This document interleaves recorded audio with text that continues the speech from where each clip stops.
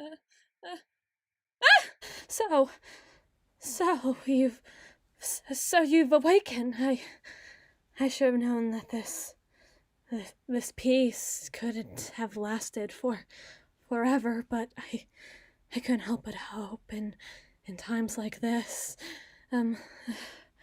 Forgive me for how rough the rope is. I know it's probably not that comfortable, and I don't exactly have rope made for tying people up in any context, let alone something like this. So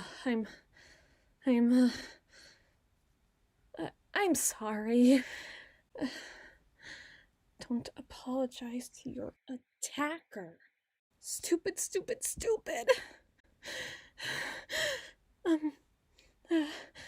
Anyway, Zeb, I think you should know. I think you know exactly why you're here. I might even excite you to be here, but you should know that I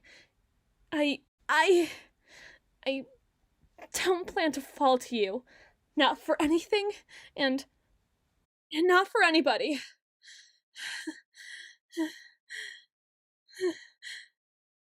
I mean, for you.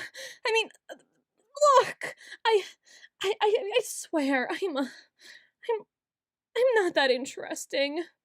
Not interesting enough to be interested in anyhow. So, the minute you can accept that, I'll let you go. And until then, I guess I'll just have to keep you here, keep you safe, and keep you away from. Was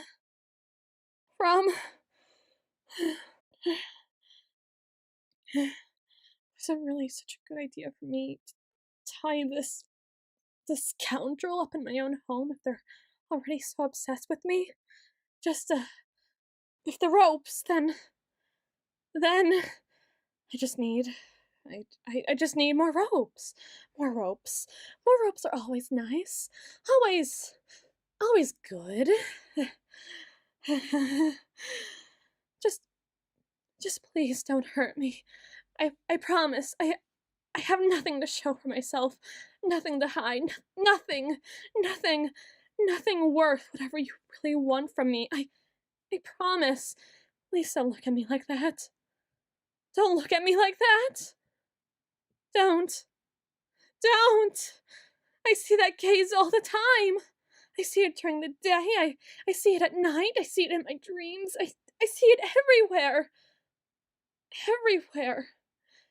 And I don't want to feel its gaze anymore. You look at me. I see you looking at me all the time. I know. I know. You pretend not to gaze at me when I see you. You turn your head away. You get confused when we make eye contact within classrooms and crowds, and sometimes even look surprised that I acknowledge that you look. You look at all. But you do. You do. You'd sooner call me crazy than admit to it, but I know what you are, and I know what you do, and I just can't stand it. I just can't stand it any longer. Next thing you'll say is that you weren't following me. As if I didn't already feel your gaze everywhere, let alone see you. Everywhere I would walk, I'd find you. You always pretend that you just so happen to end up in a particular location before me, as if my routine isn't as organic and rigid as it is for anybody to follow it. You'd walk in front of me past all my favorite haunts, pretending that I wasn't there, pretending that I didn't know what you were doing. But I do. I do. And your indifference hurts more than your obsession, if I'm being honest. that indifference as you walk by my favorite restaurants and little shops down to Sycamore Street itself, as if you merely expect me to follow, expect me to be there, just because you are. It, it makes me sick. You live on Sycamore Street, as if that's any excuse for the fact that you know I always walk past your house, and you have begun to lead me there by your own volition. I do not like being teased like this, though it's far, far, far too delicate of a word to describe who you are and what you're doing to me. Would you really expect me not to be revolted by behavior like this? Just like this? But that's not all! That's not all at all! You're such a conniving creature, you know. Oh, you're so sickening. Please don't hurt me for mentioning this, for referencing this, for all the things I know and I have said, and the things that I don't know that you don't know that I don't know yet, but your mind games are just wearing so very thin on me. You vexing, vexing thing. You keep leaving things behind, as if you're begging for me to pick them up, begging me to acknowledge you.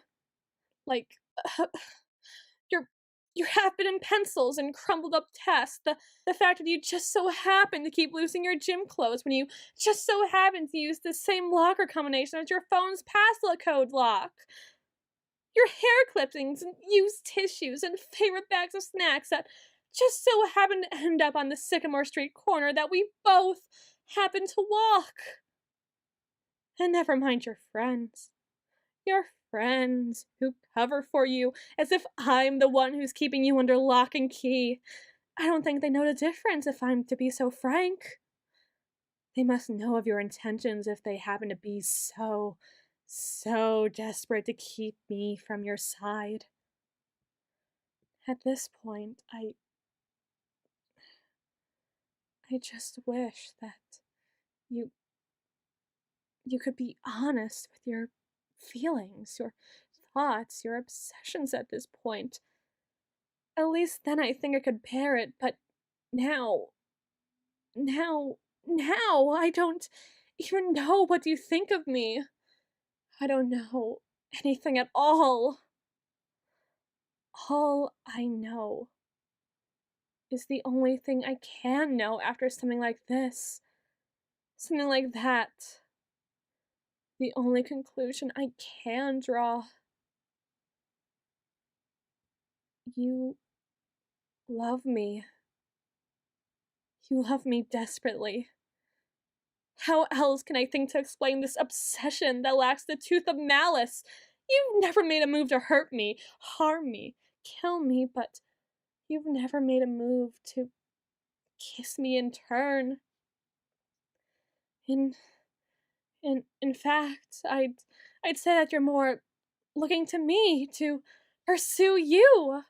Of course, of course, of course, of course, of course, of course.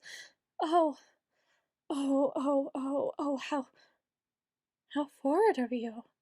Oh my goodness. I never thought that this kind of thing could happen to somebody like me, let alone such a response from, well, somebody like you, but wow, I just I I I can't believe I just can't believe that you'd expect a coward like me to pursue you when you know how much an idea like that frightens me, but I I I couldn't even tell if you hated me or loved me, and I I just don't know if I can return your feelings in equal measure just yet. I I just don't. I mean, maybe a few more hours of gazing into your eyes and, well, guiding me around the city street corners and leaving me presents and dressing in front of your windows and breathing so prettily for me into my microphone, and maybe, maybe just yet, maybe I could grow to love you too. But I'm not going to promise anything. Anything too drastic at the very least.